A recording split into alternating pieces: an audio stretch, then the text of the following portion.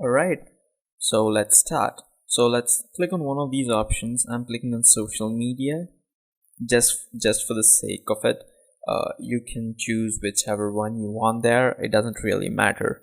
So the first thing here is templates.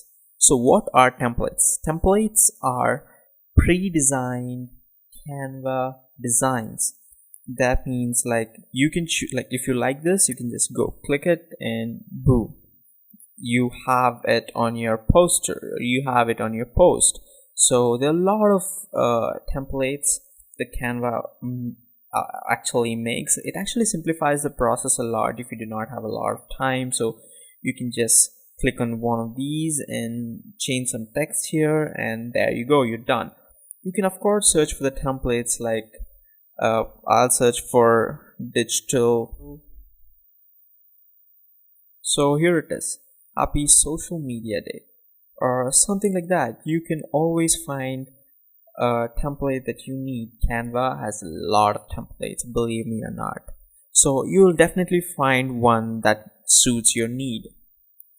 Alright, that's all with templates. In the next video we'll see about the elements.